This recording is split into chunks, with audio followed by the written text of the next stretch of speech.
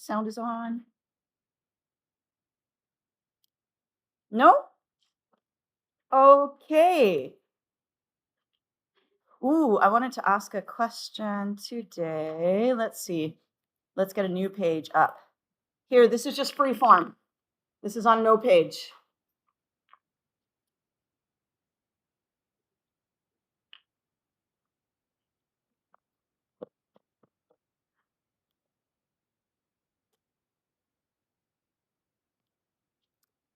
Consider the following equilibrium system. Consider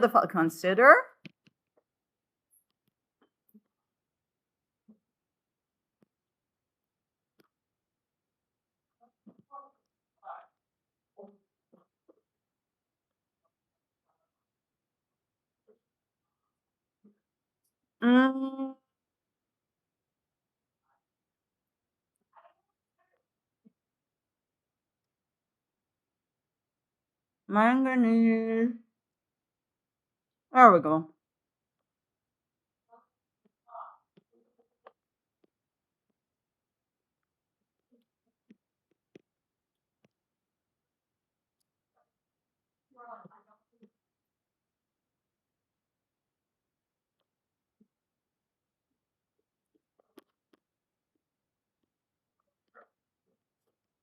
Some sodium hydroxide is added to the system.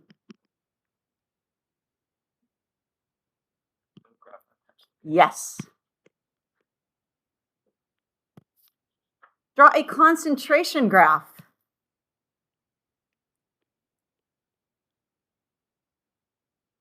For the initial equilibrium and what occurs after.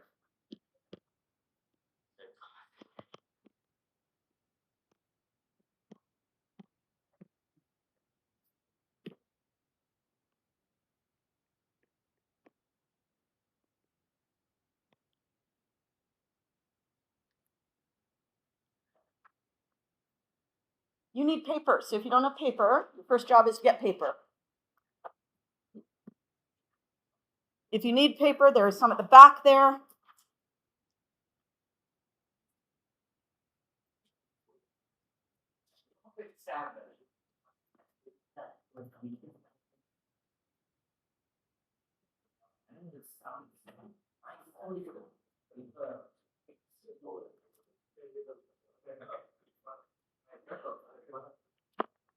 And if you're like, what the heck is a concentration diagram? You want concentration on the which axis? Y-axis. And what do you want on the x-axis? Well, we can even put time. Let's put time. What the heck?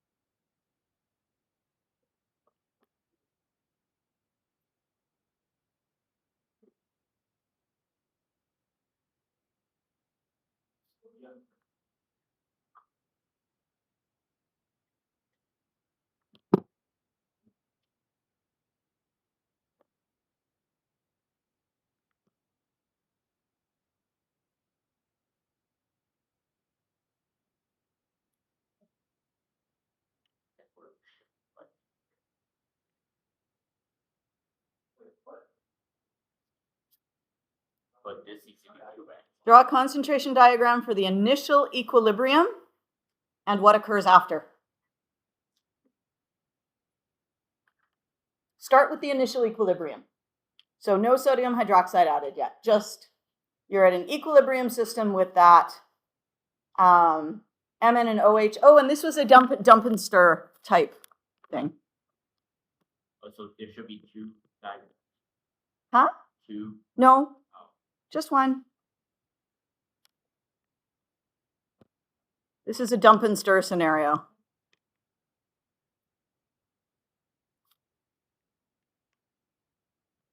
Initially. What does it mean to dump and stir? It means you take the which chemical? The full compound. The full compound, which one? MnOH2. And what do you do with it? Dump it into the water and you stir it, and that sets up your equilibrium.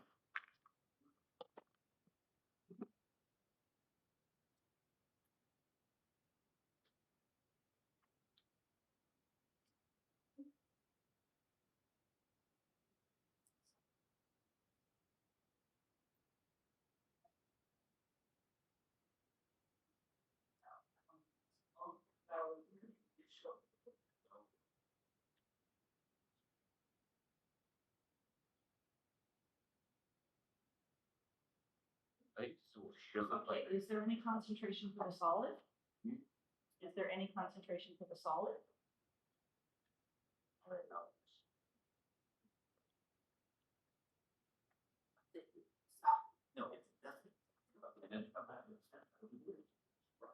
Okay, so you've dumped it, you've stirred it, and now you're looking at the initial equilibrium. We're not looking at what happens as you dump it in and stir it. You're just like, okay, we're at the initial equilibrium. Okay?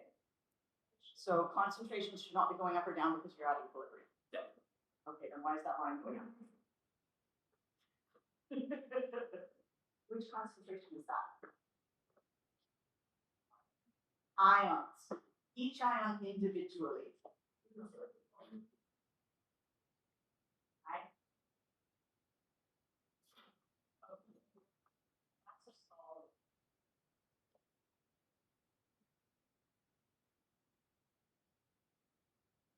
So concentration. Yeah. Wait, how is this a concentration like for each of the? You're like, so this is never an X value. The amount of change it makes is an X. So this was a stress. And then the change going from here to go up or down in the X value.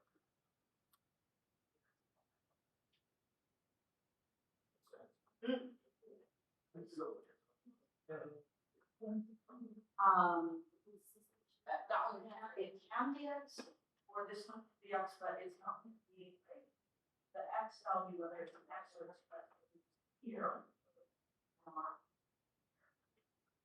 Yeah.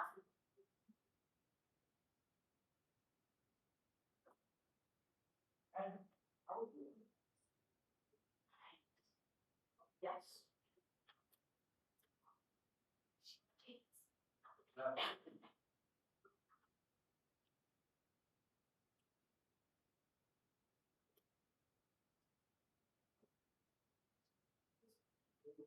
It's still up or down.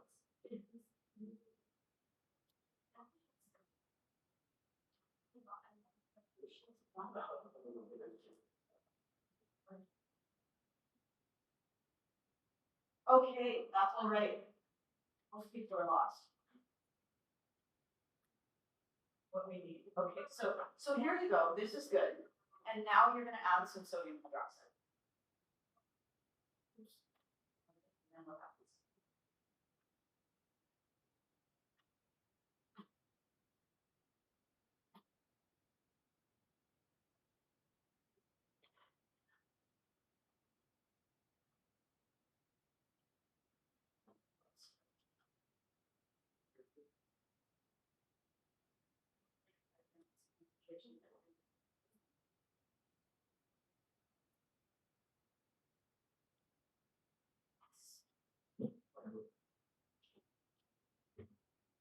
Okay. Okay, so first things first. What is the concentration of hydroxide relative to the concentration of manganese? Initially, in this equilibrium. When this is at equilibrium, what can we say about these two concentrations? They are at equilibrium. How do they compare to one another? X and 2x, okay? So we start out with manganese somewhere.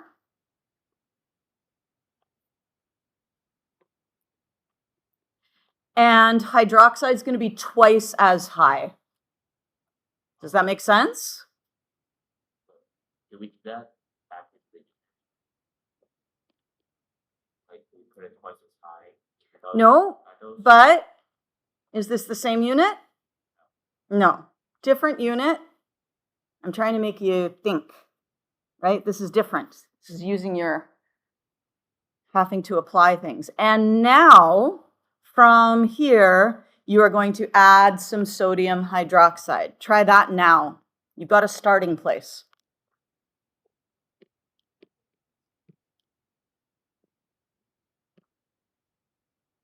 Let's not worry about putting sodium on there. We don't need sodium. Okay.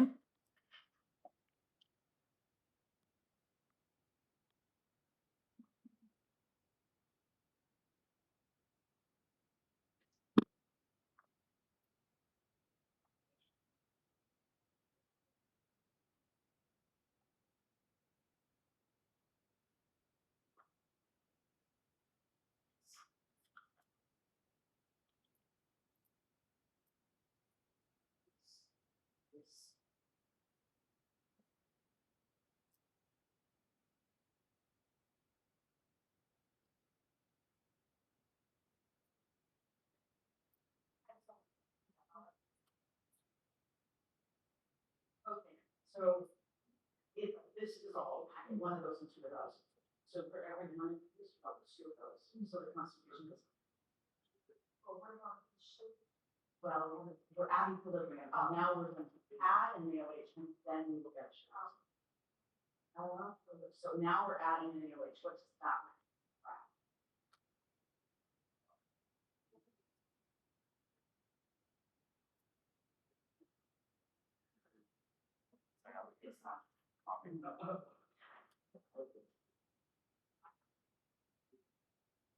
Okay, so you've got the OH on top.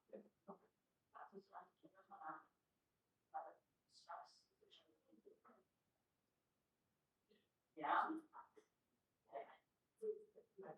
And then it shifts left. As it shifts left, what happens to the concentration? Decreases. And what shape does that rotate? Does it go? Or sorry, shallow, receive for flat. No?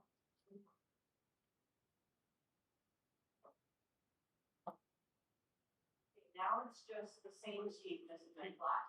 What does it need to do? And then shallow. And then okay, so this is shallow. I don't understand that. Like, can you? don't want to go shallow. Yeah, exactly. Hold on.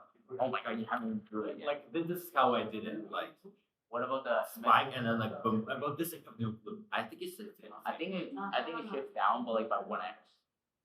I believe so. Because Oh yeah, actually, yeah. Yeah, I think something like that. That's what equilibrium works. I don't know. It's different. maybe something like this. Like this is like getting 2H and here this being. Yeah. Yeah. Probably. Yeah, that can be a shift. Shifts look like that. That's a stress. Different shift. Well, that's a good question. Down it doesn't go back. Very shift. That's where you make sure you go back. You use that so it's go. Well, I was gonna ask him the same thing. Why is it going on?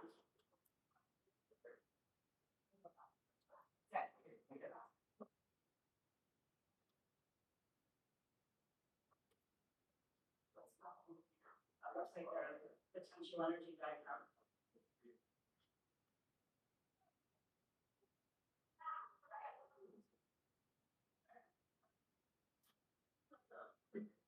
Okay, and then so it's spikes, and then transition.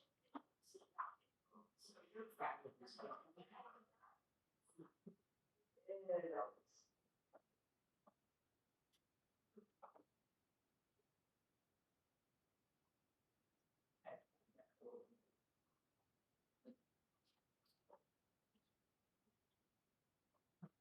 So you add hydroxide.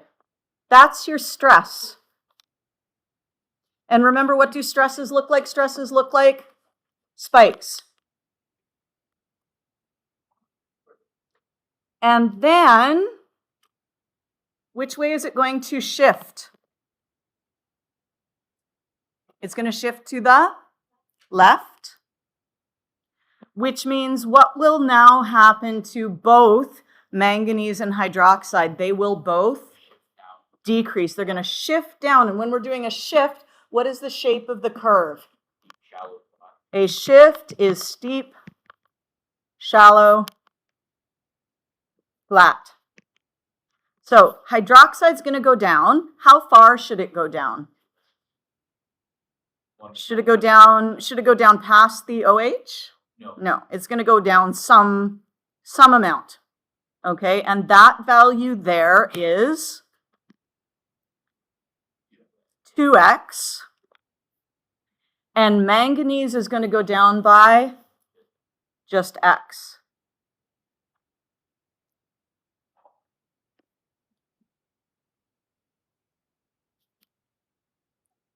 Whoops. I was going to write overall, but I'm writing overall. That's not very good. Overall, what has happened to the concentration of hydroxide? Has increased. And the concentration of Mn2 plus has decreased. Does that make sense then that the KSP is staying the same? Yeah, because you've got manganese is now smaller than before, but the hydroxide is now bigger than before, and so the value will stay the same. Yeah?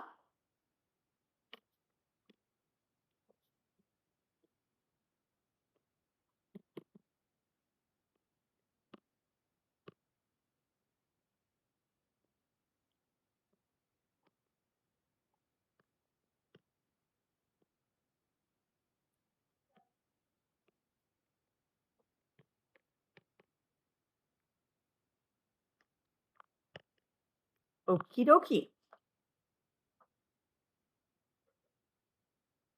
That was all I really wanted to do in terms of 3.2. So we're done 3.2. So any questions you have, just continue working on it. There's all those extra practice questions in 3.2D, I think it is. Okay. But don't forget about 3.2A. Go review that stuff too, because there's no like extra practice on that because it's all fairly basic stuff. Okay. And we are now going to continue on with 3.3. We were looking at dilutions yesterday. And we got to the point where we were making a diluted solution from a stock solution. So we took some of our stock, we moved it over into here. There's our stock. And then we added water and we filled it up to the mark. There's our final volume mark. And then we got our diluted solution, which I'm going to have to do today because we're going to do a lab next week and I need to make some more chemicals. Yeah, and so I need to look at all our chemicals and make sure that we have them. And mostly what it means is that I need to do a bunch of dilutions. So as a practical chemist, you spend a lot of time doing dilutions. Okay, it is a really practical skill. Now, just one extra thing. Sometimes if you have a concentrated acid, not like a dilute acid. If I have 1 molar already, I don't need to worry about this. But if I add water to acid, it's very exothermic.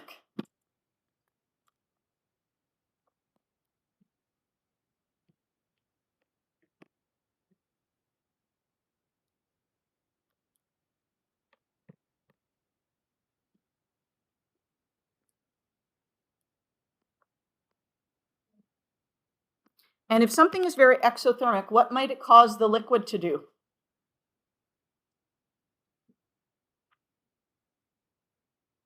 What happens if you heat water? What does it do? It can boil. And what happens when water boils? Liquid. Blah, blah, blah. Do you want like splashy bubbles? Blah, blah, blah. Does that sound like a good plan? Splashy acid bubbles? No. So what we do is we make sure that when we're doing it, we keep the acid as diluted as we can. And we do that by starting with the water first. And then we add the acid slowly.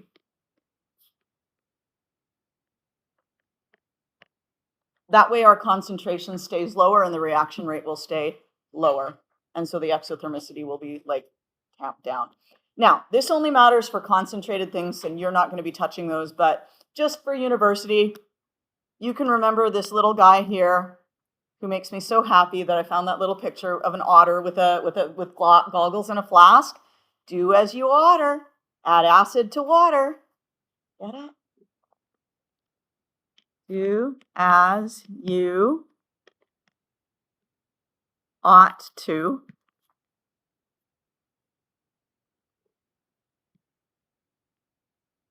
Oughta. Yeah? It works better if you say it with a New York accent. Do as you oughta. Add acid to water. Yeah? Anyway, very cute little otter there. Use one of our dilution techniques. You can either use find moles,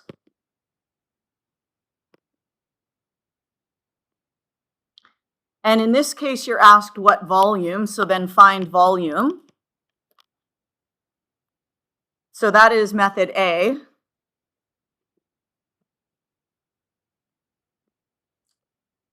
Or you can use method B.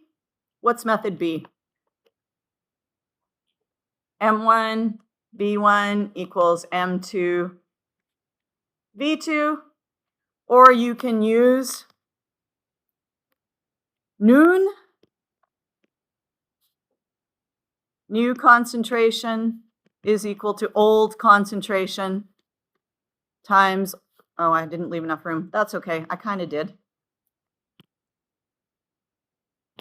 Which method is about? You don't have to confirm it. Technically, none of them. Even when you use method A, the only thing is if you find moles and you use milliliters, you'll end up with millimoles, and then you'll divide by milliliters, but people tend to get weirded out by millimoles. But you absolutely can do it without changing it to liters.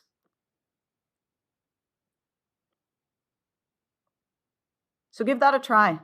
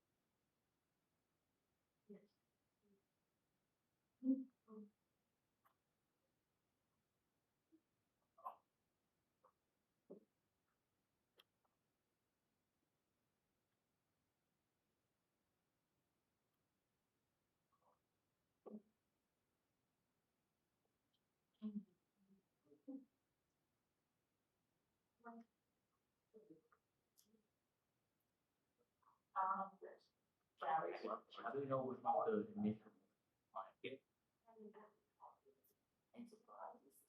No, it means you're like unsaturated.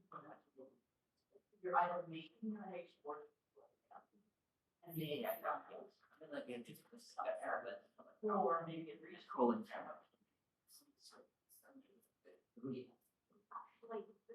You know, unsaturated, still unsaturated, rather solid.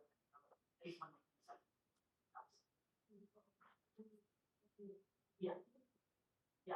That's not. Yeah.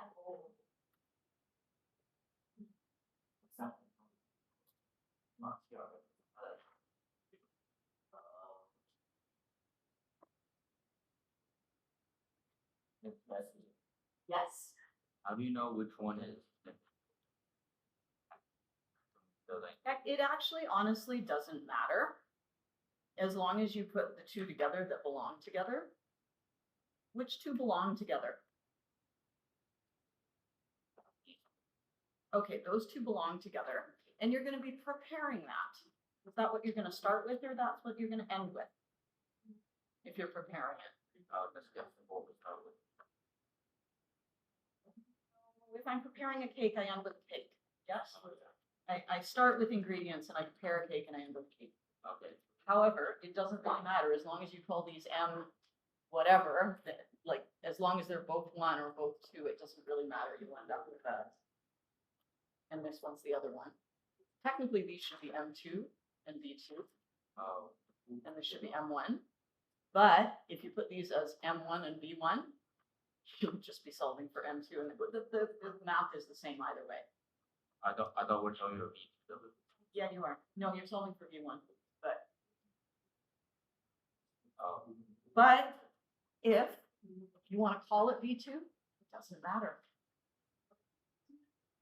Okay, so if we put this on the top or bottom, Well, it matters in that these two go together, right? They both have to be either number one or number two. Okay? Technically, they should be number two, but if you do it the other way, it's still in order because the math is the same.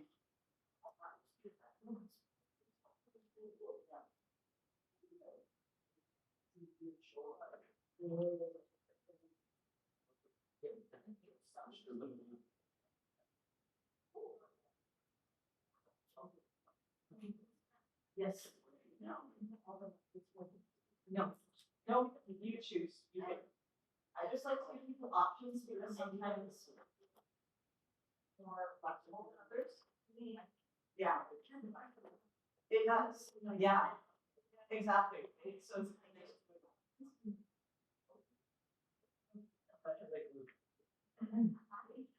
what's that?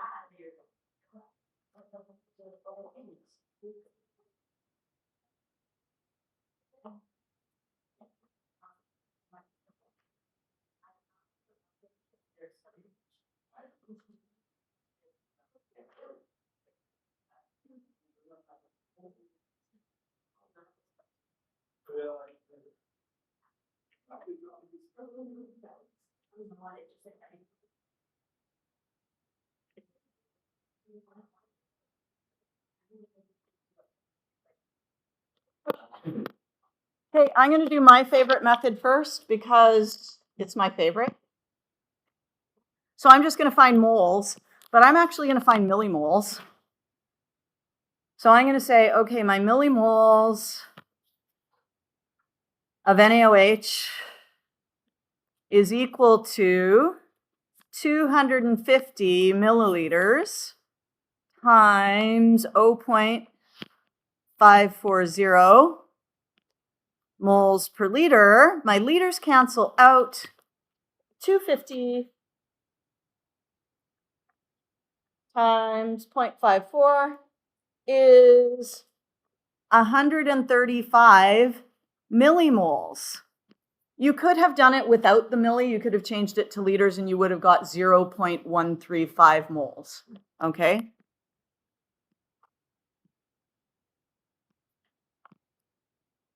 And then I would say my volume of 2.73 molar NaOH, I will take my 135 millimoles, and I have 2.73 moles per liter. And my moles cancel out. I'm left with milli. So that's 135 divided by 2.73, which is 49.45 milliliters. And if you were asked to measure something out, even though technically here we should have 3 sig figs. I would probably go with 0.45 milliliters and then just go to whatever precision my measuring device will allow me. Does that make sense? Okay, so my actual sig figs at the end there don't matter as much as measuring it as well as I can with whatever tools I have on hand. You could do it that way, or you could do M1 V1 equals M2 V2. And it actually doesn't matter which one you call M1 and which one you call M2. You could call it MA, VA, MV, B, VB, like A and B if you wanted to. Doesn't matter. I find that a little confusing to say, so I probably wouldn't. But this 250 milliliters of 0.540 molar, that's what I want to end up with. So that's going to be my final. And my initial, what I'm starting with, what I'm making the solution out of is that molar. So I have that one. So my V1 then is equal to M2 V2 over M1, which is 2.73 molar times V2, which is, no, I did that wrong. M2 is 0.54 molar. This is why I don't use this formula, because I put the wrong thing in everything, always in the wrong place. Because I'm kind of stupid when it comes to stuff like that. 0.540 molar. There we go. 0.540 times V2, 250 milliliters, divided by M2, 2.73 molar. This should have been molar.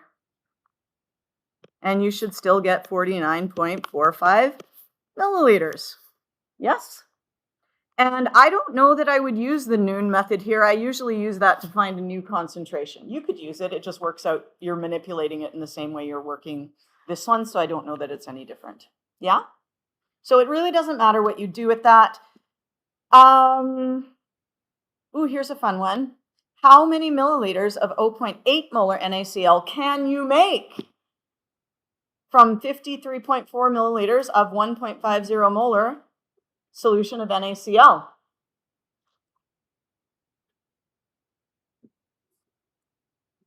Yeah, it should be downward.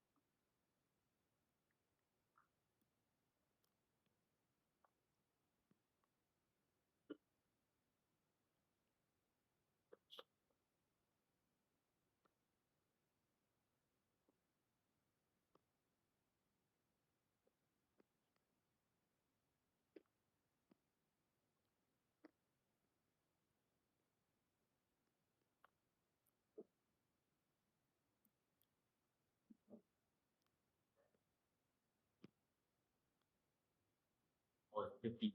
So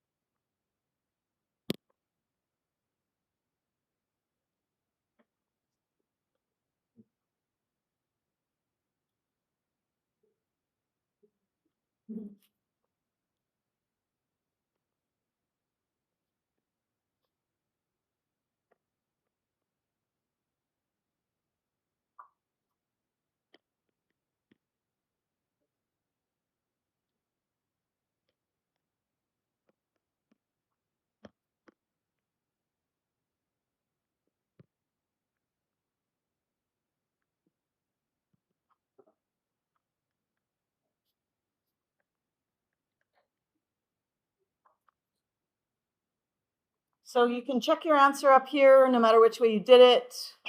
You should end up, I think, with 100.125. Is that what you guys got? Excellent. Okay. Now, sometimes you will be mixing two solutions of the same chemical, in which case I find the finding the moles method the easiest. So I find the moles, and I find the moles, and I add them all up, and then I find my concentrate, and then I find my volume, and I add them up, and then I divide. So I take, let's say, in beaker A, and sometimes if you find it hard to visualize what's going on, draw yourself a little beaker. I have 300 milliliters of 0.250 molar NaCl. And I'm adding that to 500 milliliters, so that's going to be bigger. 500 mils of 0.1 molar NaCl. When I put them together, what do I get? I get 800 milliliters. And that's why it's sometimes nice to draw the picture. So if you don't see the final volume right away, you can kind of visualize it a little bit. Obviously, you don't have to draw pictures, but if it helps, that's good. And then you have moles from here. I'm going to call this moles A, and I'm going to call this one moles B. Right? And so I've got moles A plus moles B.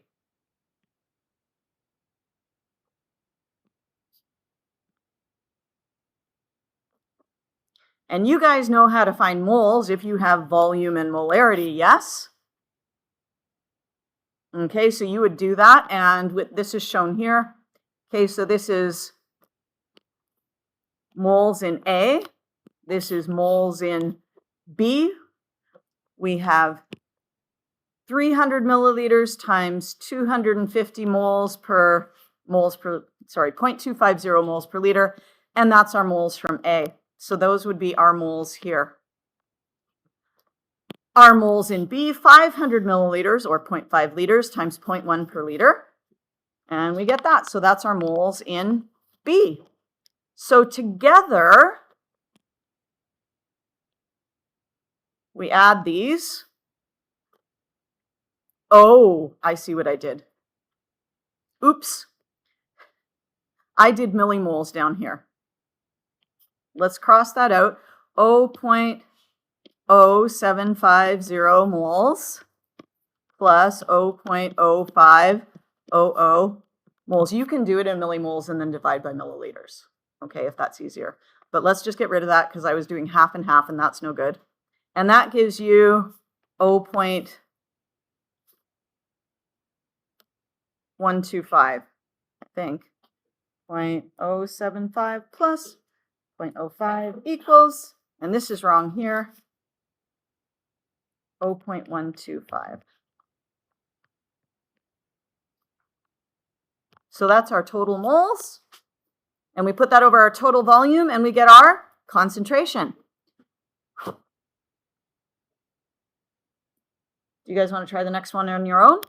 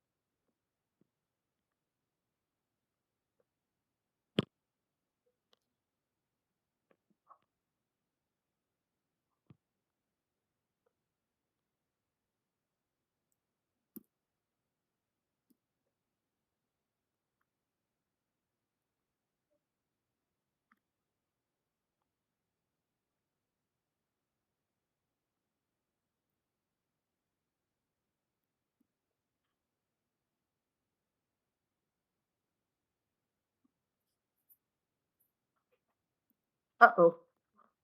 I did my math wrong. I typed the numbers wrong. What did you guys get? 70.47.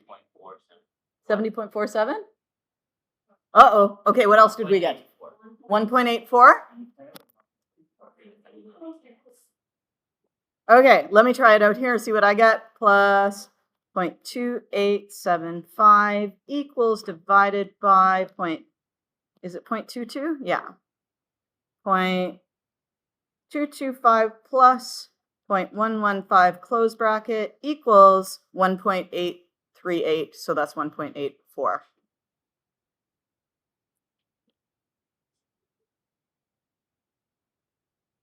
Oh, I calculated more. Ah, okay. Okay, so that's kind of the deal. If you have two of the same things in different solutions and you mix them together, that's how you would go about doing it. Ion concentrations, you guys are pretty good at this point. I don't think there's much to talk about here. I think that you know that if this is 1, this is 2, and this is 1, yes? And you can do those ratios. You can show the work many different ways. You can show it by multiplying. You can show it underneath. That's always my favorite way. Or you can just say things are equal to other things, and there we go. Yeah, so we don't really need to do much there.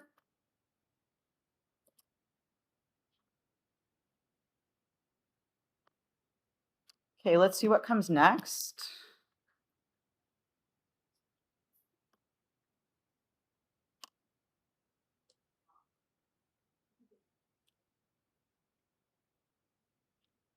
Okay. So you guys have already done given solubility, find the KSP. Yes, this is on page 57, but it was a while ago. So let's just remind ourselves, if you are given the solubility, tell your partner, what are you given if you are given the solubility? What number do you get? What quantity are you given?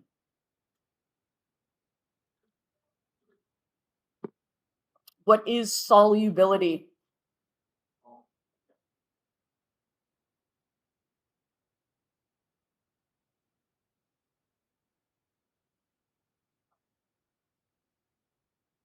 What is solubility? Concentration of a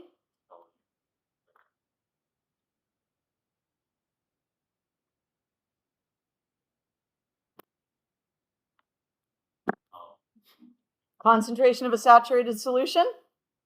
That's what solubility is, yes? It's the maximum amount you can dissolve. You should go home and tell yourself the definition of solubility every night between now and the test, okay? Because it's like critical for you to understand it in order to interpret problems, yes? Because if the word solubility is flung around in a problem and you don't know what the heck it means, then you're gonna have trouble picking out which tools to use to solve that problem. So, solubility is the concentration of the saturated solution. And if you are given, this is a dump and stir method. So remember, we're dumping it in and we're stirring it. So we dumped in A, B, 2, and you get 2 B's for every A. So those ions are present in proportion to the coefficients.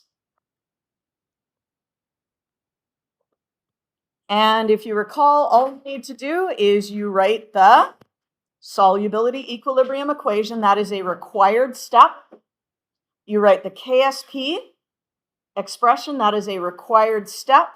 You should somehow or other show that these are all the same. That is a required step. And then you just toss them in and solve. So other than making sure you've shown all the work, there's not much to these problems. Yes? Page 57.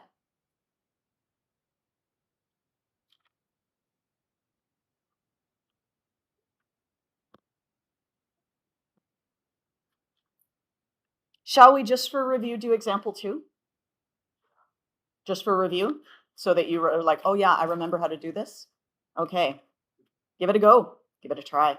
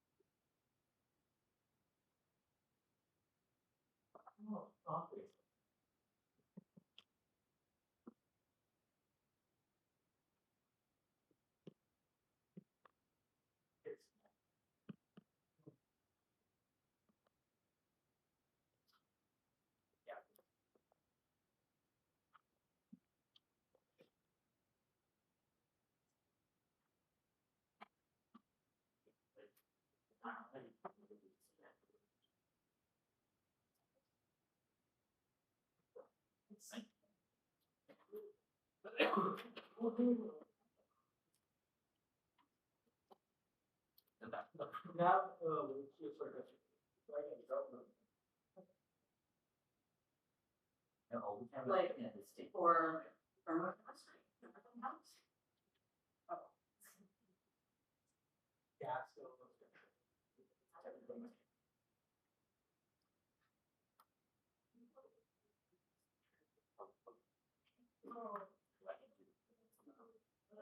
So we're supposed to divide.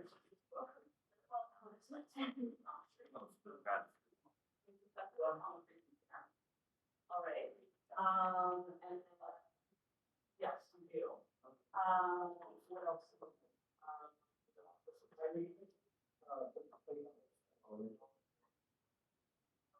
I got 7.08 times 10.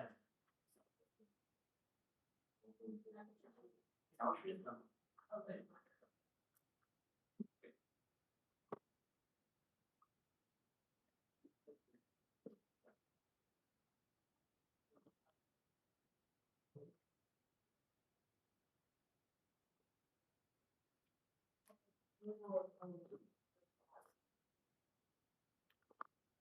Dilutions and IMFs. Atoms and periodicity. Is this last year's? Yeah. Bonding and IMFs. Or this is G-Con, I know what this is. Yes, you do. And then this one's just reactions and strikes, so that's. Thank you so much. You're welcome. Okay.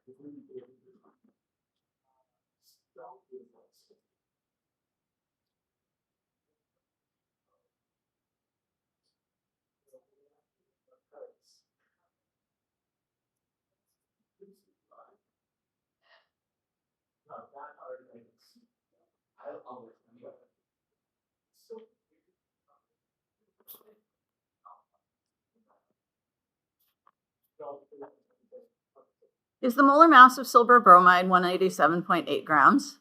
Yay, I did it right. Okay. Oh, you did that without it? Huh? Did you do it without the periodic table? No, I went over there and looked, and I don't know if I typed it in wrong. You know what I mean? Like sometimes I type things in wrong.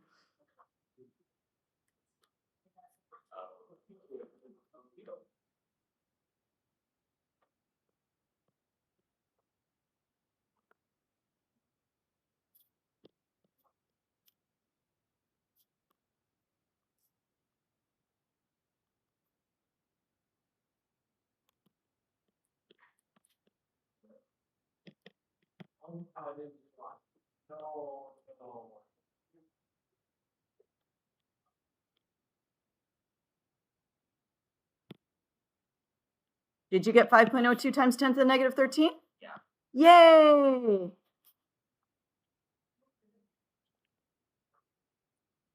Okay, so that's how you do those problems. You write your solubility equilibrium equation so that you can see your ion ratio and write your KSP. You write your KSP. find your ion concentrations because you're going to need to plug them in. So once you've found silver bromide, that's equal to both the silver and the bromide. If one of them had a 2 in front of it, you would have to multiply it by 2, okay? That's the only thing that's different. And then, of course, you would square it later, and then there we are. Bob's your uncle. Okay, do we feel like we remember that now? Moving along then, we're going to go backwards. So we are going to go to 3.3c. Does a precipitate form?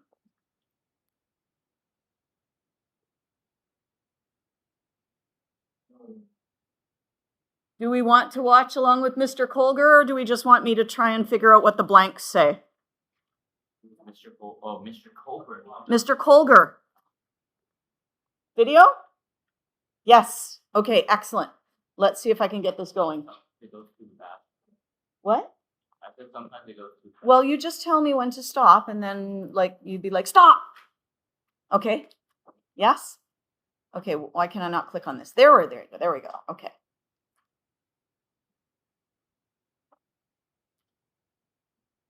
Now, let's make sure that we are getting sound. Unmute. There we go.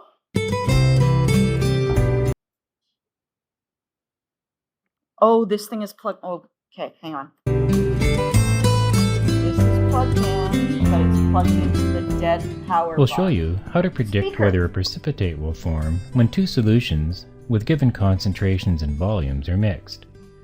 We'll do this by going through an example. Come through there. Oh.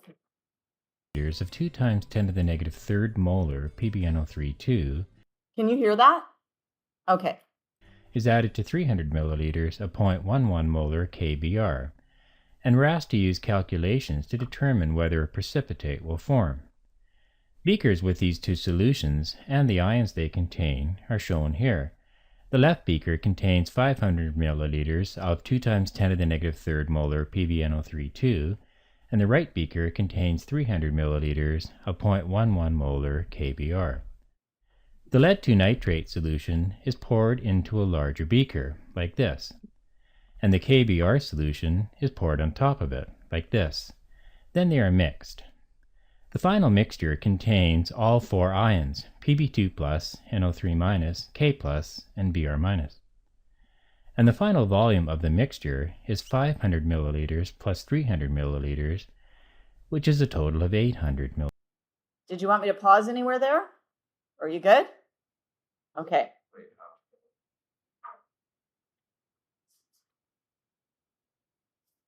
Is it possible, Go back? Yes, of course it is.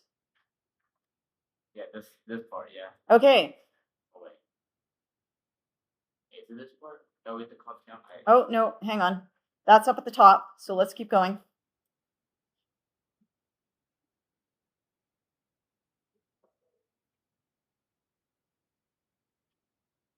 Or you can just watch it.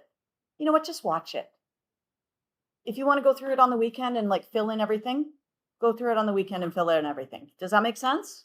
Okay, so let's just watch. Ions are high enough. In order to find out whether a Pb2+ and Br- form a precipitate or not, we need to determine what is called a trial KSP for PbBr2. The trial KSP is sometimes called K-trial, experimental ion product, or simply ion product. Here we'll call You'll also notice in our notes at the top of page 61, it says the trial ion product, the TIP. Okay, that's another name. it the trial KSP. The trial KSP of PbBr2 is calculated by finding the concentrations of Pb2+ and Br- in the new mixture, and inserting these into the KSP expression for PbBr2. It is called trial because these concentrations are not at equilibrium. Okay, you know what? I'm not liking this. We're going to do it my way. Okay. So what we've done is we've got these 2 beakers here, and we have taken beaker A. Let's call this beaker A.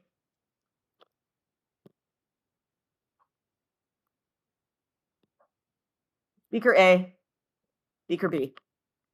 we've taken beaker A and we have dumped it into beaker C. There it is. Okay, so that is our 500 milliliters of 2 times 10 to the negative 3 molar PB NO3 2. And up here we still have our 300 milliliters of 0.11 molar KBr.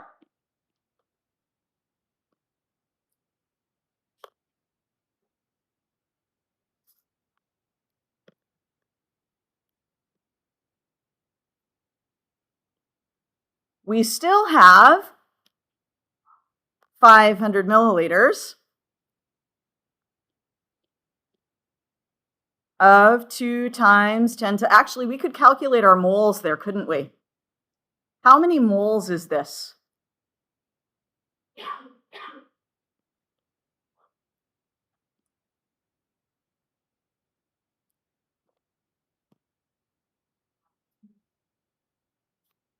Oh, 0.5 liters times 2 times 10 to the negative 3 moles per liter, which is 1 times 10 to the negative 3 moles per liter. Or sorry, not moles per liter, moles.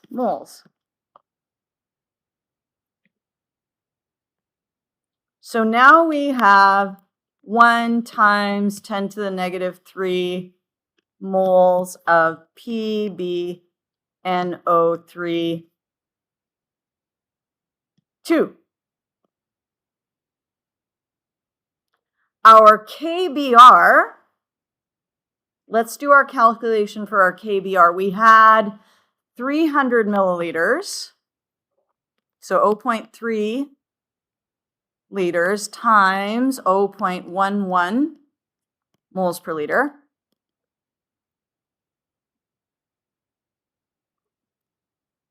So that gives us 0.033 moles. So we have 0.33 moles of KBr.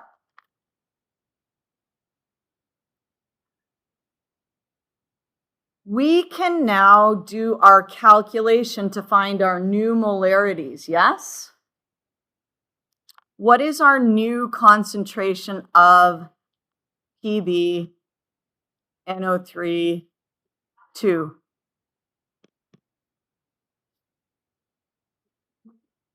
We took our 300 milliliters and we mixed it with our 500 milliliters. So what's the volume here? 300 and 500 is 800. We have 1 times 10 to the negative 3 moles of PbNO3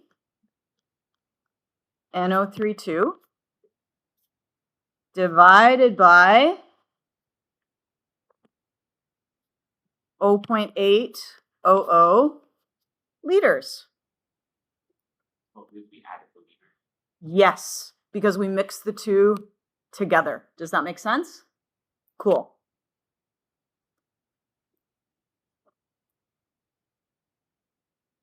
So that is 1.25 times 10 to the negative 3 molar. Is there another way to find that concentration, the new concentration of lead nitrate, rather than finding the moles and dividing by the total volume? You could do M1V1 equals M2V2, and I think Colger does that later. Okay, so we'll see that later, but we've kind of gone halfway on this anyway. Let's find our new concentration of KBr.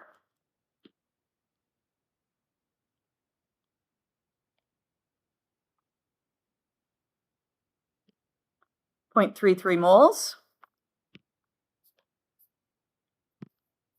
In the new volume, 0.800 liters.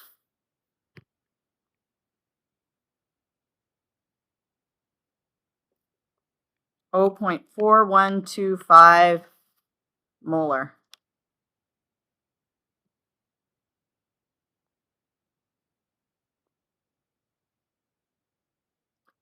And for every 1 lead nitrate, how many leads do we get? Yeah, so this is also equal to the concentration of lead. If the lead had a 2, we would have to multiply it by 2. Okay. How about KBr? Is the concentration of bromide the same as KBr? Is the concentration of bromide the same as KBr? Yes, because they are 1 to 1. If there were a 2, you would have to multiply it by 2. Okay, but there's not, so we just stick with that. So this is also the concentration of Br minus.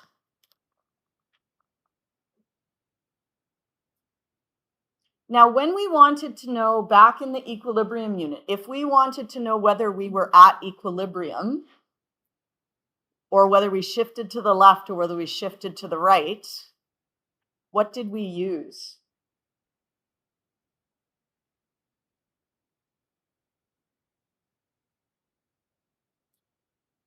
If we were like, are we at equilibrium? Do we shift to the left? Do we shift to the right? What we added. We used Okay, try it. K trial or Q. Okay? Do you remember how Q worked? Same thing. Yeah. The initial. Yeah. Now, what compound are we going to be writing the Q for? Which compound do we care about? We've got some lead, we got some bromide, we got some nitrate, we got some potassium. Which of those ions combine to make a low solubility compound?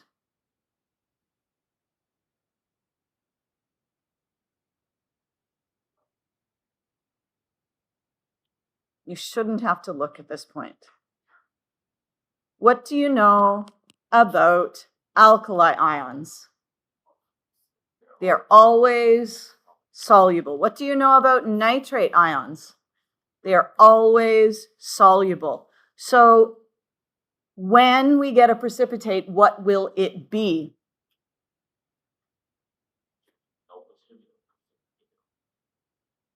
Not yet. We haven't decided yet. We have to figure out, will there be a precipitate? If we were to get a precipitate, that precipitate would be what substance? PbBr2. So we're going to say, do we get PbBr2 solid? And that's the thing. We don't know. Do we get this?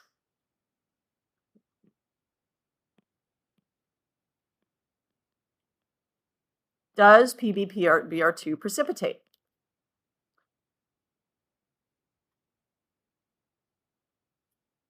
So if we're going to write a Q, what do we have to do before we write a Q? We have to write the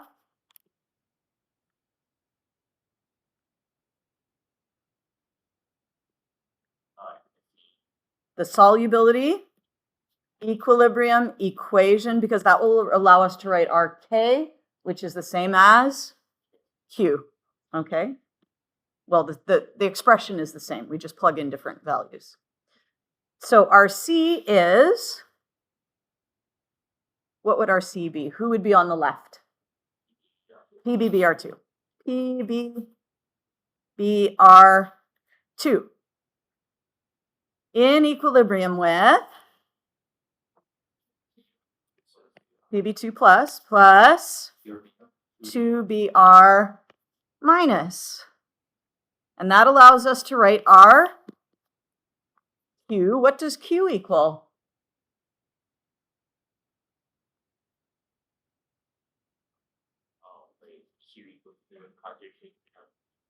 Concentration of Pb, concentration of Br squared.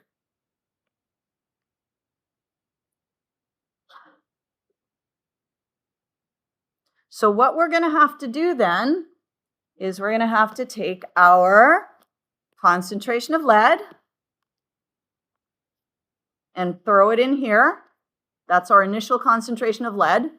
We're going to take our concentration of bromide and throw it in here and square it.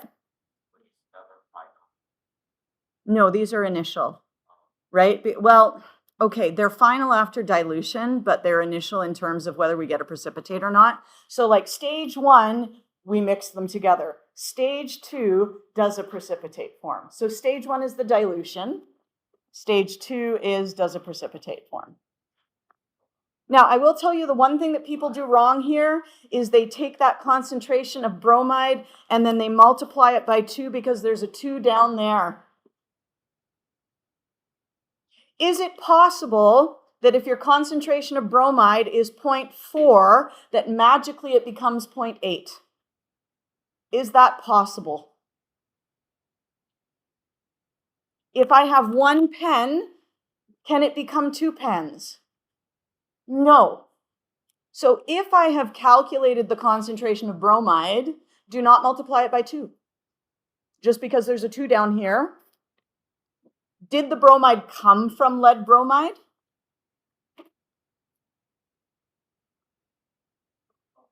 The bromide came from KBr.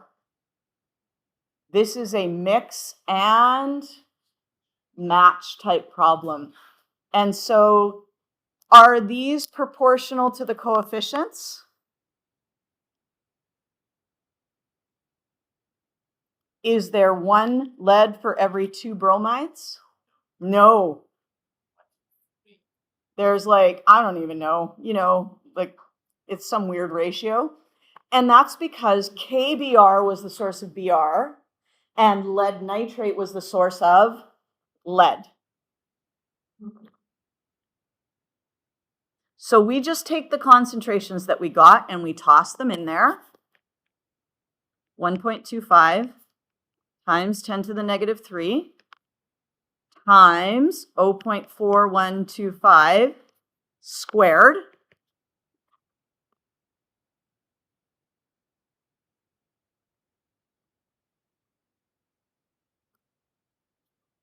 (2.13 times 10 to the negative 4.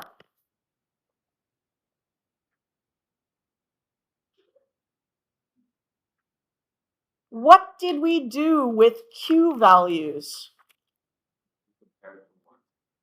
We compared them to KSP. Do we know a KSP for lead bromide? Is one given to us? No. Where could we look though? In the KSP table, which is on page 5.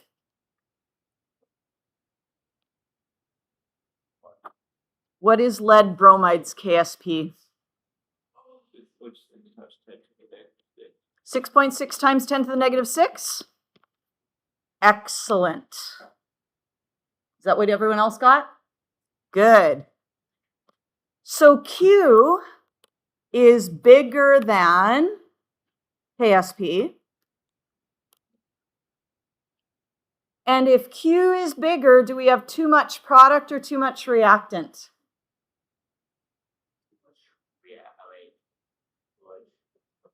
Remember, KSP is product over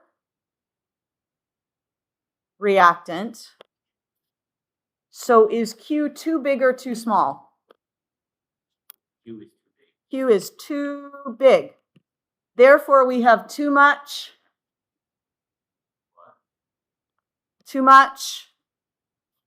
product. If we had too much reactant, that would make Q small. Yeah? So we need to have less product to make the trial ion, to make the product of the ions smaller. Does that make sense?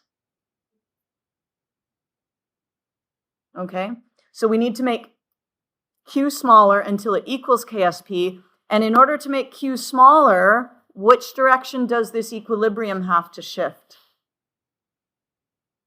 It has to shift to the left.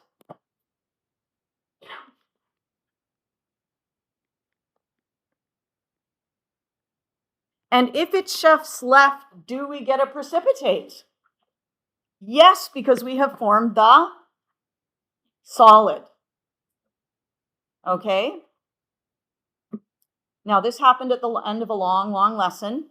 So over the weekend, you are going to watch the Colger video and go through it again. He'll do the C1, B1 equals C2, B2 method.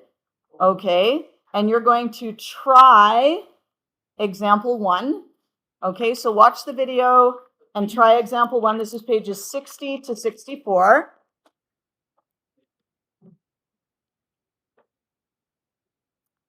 Watch the video. Try example 1 and also study for your quiz. Okay, so that's not like a whole lot there, but you're still studying for your quiz.